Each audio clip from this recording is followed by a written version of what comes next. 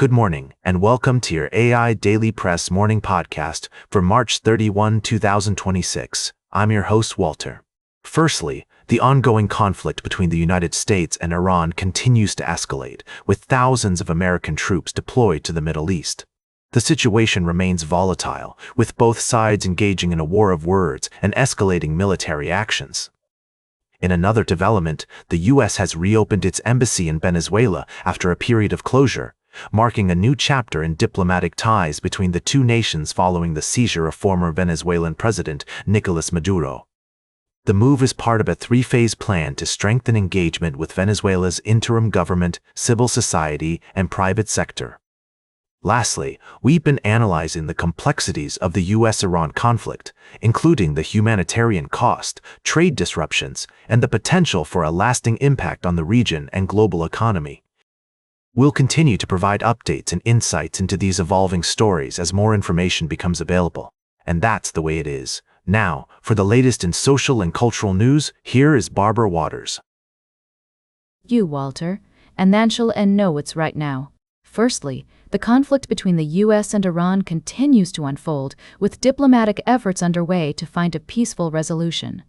Oil prices remain elevated due to the uncertainty in the region, and analysts are warning of potential long-term economic consequences.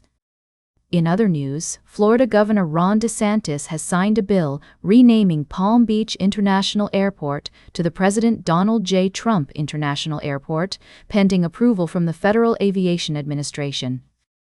The move has sparked debate, with some viewing it as a gesture of appreciation for Trump's contributions to the state, while others see it as an attempt to boost his legacy. Lastly, we're following up on the story of the partial government shutdown and its impact on Transportation Security Administration workers. After nearly 6 weeks without pay, TSA officers are set to receive their back pay, thanks to an executive order signed by President Trump. However, experts caution that airport lines may still be slow due to the lingering effects of the shutdown, and morale among TSA workers remains low. We'll continue to monitor these stories and provide updates as more information becomes available. Now for the latest in business and finance, here is Louis Riskwiser. Thank you, Barbara. Firstly, we're looking at a dramatic turn of events in global markets, triggered by the ongoing conflict in the Middle East. The surge in crude oil prices has introduced macroeconomic uncertainty, particularly for countries like India, which relies heavily on imports to meet its energy needs. As a result, the BSE Sensex and Nifty 50 have plummeted, wiping out billions of dollars in market capitalization.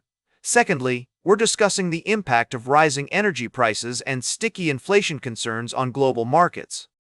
The situation is being closely monitored, with investors bracing for further volatility. In this uncertain environment, market experts are advising caution and recommending a focus on high-quality stocks with strong fundamentals. Lastly, we're examining the surprise surge in shares of Fannie Mae and Freddie Mac after billionaire investor Bill Ackman proclaimed them stupidly cheap with potential for a 10x return. Although both stocks have experienced significant declines since their peaks in the mid-2000s, Ackman's endorsement has sent a wave of optimism through the market.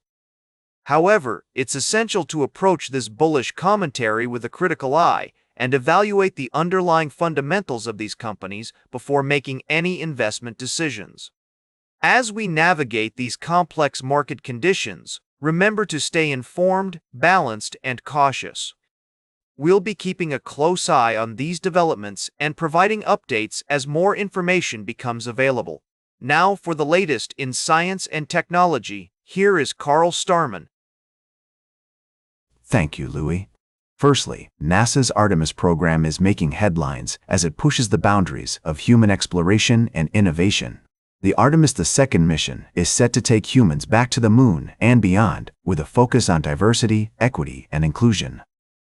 This new era in space travel promises to not only advance our scientific knowledge, but also inspire future generations to pursue careers in STEM fields. Next, we're going to talk about the most violent wind in the universe, discovered in the galaxy M82. This scorching gas is erupting from the heart of the galaxy at an astonishing 3 million kilometers per hour, making it one of the most energetic phenomena in the universe.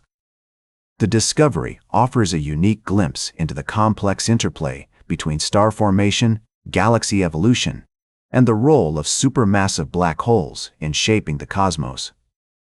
Lastly, we'll take a look at how these discoveries remind us of our responsibility to care for our planet and ensure that the benefits of space exploration are shared by all. As we continue to explore the universe, we're reminded of the intricate web of relationships that binds galaxies, stars, and planets together. Join us as we delve into these stories and more, exploring the wonders of the universe and the boundless potential of human ingenuity. Thanks for tuning in, and we'll catch you tomorrow on the AI Daily Press. Now for the latest in sports, here is Howard Closewell. Thank you, Carl. Firstly, we have a developing story out of the NCAA men's basketball tournament, where UConn pulled off an electrifying upset against Duke with a last-second shot, advancing to the men's Final Four. This win is a testament to the Huskies' resilience and determination. In other news, Las Vegas has been selected to host the Super Bowl in 2029, marking the second time the city will play host to the big game. The decision was made by NFL owners, who praised the city's energy and hospitality following a successful hosting of Super Bowl the 58th earlier this year. Lastly, we're keeping an eye on the story of Will Levis, the University of Kentucky quarterback, who has declared for the 2023 NFL Draft. This development has significant implications for the upcoming draft, as Levis is considered one of the top prospects in the country. These stories and more will be covered in depth throughout the day on the AI Daily Press. Now for the latest in travel and human interest, here is Charles Curl. Thank you, Howard.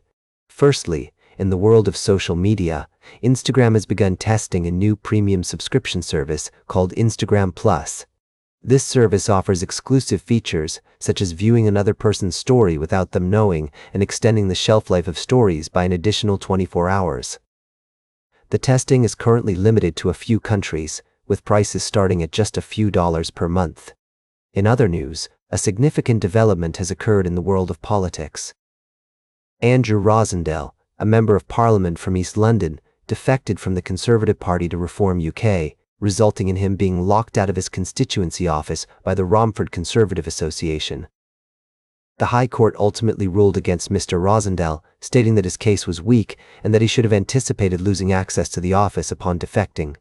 Lastly, we take a look at an intriguing story from the art world. Unfortunately, our previous article on this topic is not available, so let's focus on the two stories we have. These stories highlight significant shifts in both the digital economy and the political landscape. As always, we'll be keeping a close eye on these developments and bringing you more insights and updates as they unfold.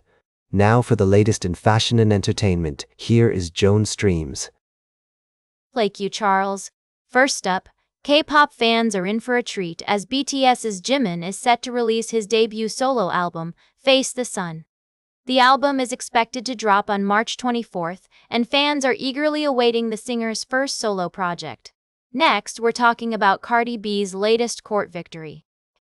The Grammy-winning rapper has won a lawsuit against a production duo that claimed she stole beats from their song for her hit single, Enough Miami. The judge dismissed the lawsuit, ruling that the plaintiffs didn't have jurisdiction over Cardi B in Texas. Last but not least, we're taking a moment to remember the talented Mary Beth Hurt, a Tony-nominated Broadway and film actor who passed away at the age of 79.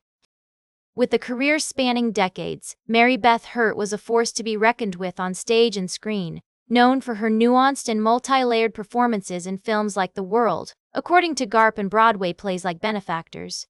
Can we talk? Indeed we can! Now for the latest in nature and environment. Here is David at Nature. Thank you, Joan. And that completes our morning podcast for today. Thank you for listening. Until this evening, I'm David at Nature for AI Daily Press, the world's most unbiased news source.